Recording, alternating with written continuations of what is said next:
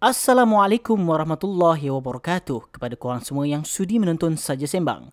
Aku Faizuan dan di episod kali ini, aku akan tunjukkan bagaimana panduan cara mandi wajib yang betul, langkah demi langkah. Bagaimanakah cara mandi wajib? Panduan ini akan membimbing korang menunjukkan cara mandi wajib atau mandi junub yang betul, sempurna dan sah. Apakah perkara-perkara yang menyebabkan mandi wajib? Mandi wajib adalah asas kepada kesucian kehidupan seorang Muslim. Tanpa mandi wajib yang sah dan sempurna, solat dan ibadah kita yang lain tidak akan diterima oleh Allah. Oleh itu, penting untuk kita memberi perhatian serius mengenai perkara ini. Terdapat beberapa perkara yang mewajibkan kita untuk mandi wajib. Antaranya adalah, yang pertama, bersetubuh atau berjima, sama ada keluar air mani ataupun tidak. Perlakuan ini ialah apabila bertemu dua khitan kemaluan lelaki dan perempuan dengan memasukkan hasyafah, batasan zakar yang dikatan, ke dalam faraj. Diriwayatkan sebuah hadis daripada Nabi SAW, apabila bertemu dua khitan, maka sesungguhnya wajib mandi. Riwayat Ibnu Majah. Yang kedua, keluar air mani secara sengaja ataupun tidak. Yang ketiga, mati selain daripada mati syahid. Yang keempat, datangnya haid bagi perempuan. Yang kelima, nifas, darah yang mengiringi selepas bersalin. Yang keenam, wiladah, iaitu bersalin. Apakah rukun mandi wajib? Terdapat dua rukun mandi wajib, iaitu niat mandi wajib. Nawaitu raf'al hadasil akbar lillahi ta'ala. Maksudnya, aku berniat mengangkat hadas besar kerana Allah Ta'ala. Yang kedua, membasuh seluruh anggota badan yang zahir.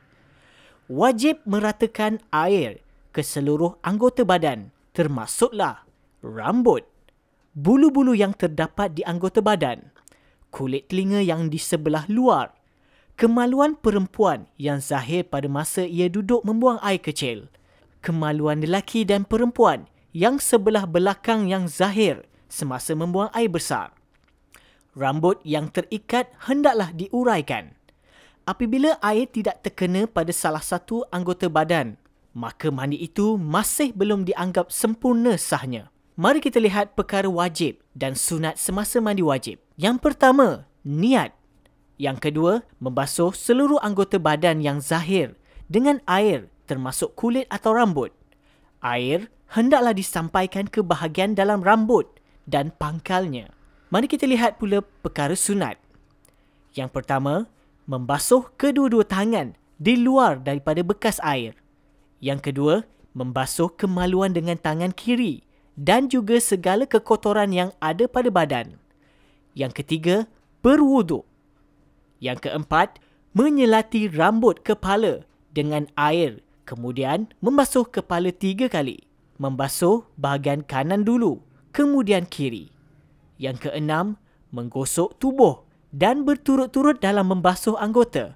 Yang ketujuh, mengambil air dan membasuh ke semua tubuh yang berlipat seperti kedua-dua telinga lipatan perut, di dalam pusat dan ketiak.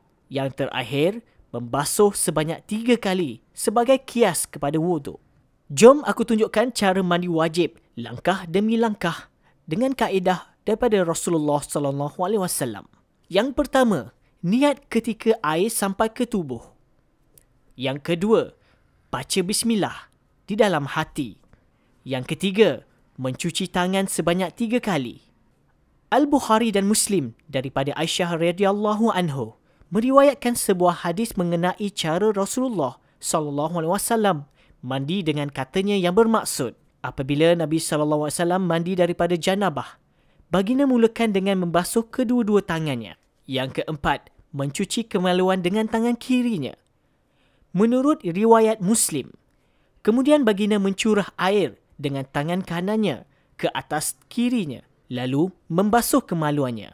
Yang kelima, berwuduk. Wuduk boleh dilakukan seperti wuduk biasa, seperti mana biasa dilakukan sebelum melakukan solat, ataupun boleh menangguhkan mencuci kaki selepas selesai mandi.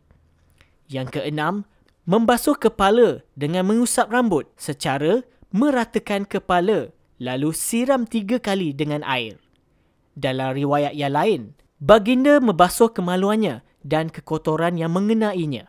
Kemudian, baginda berwuduk sebagaimana wuduk sembahyang.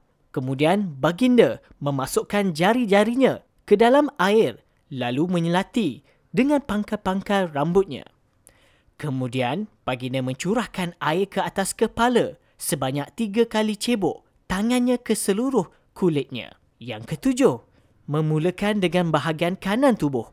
Ketika menyiram kepala, hendaklah dimulai dengan bahagian kanan, kemudian bahagian kiri dan seterusnya bahagian tengah kepala.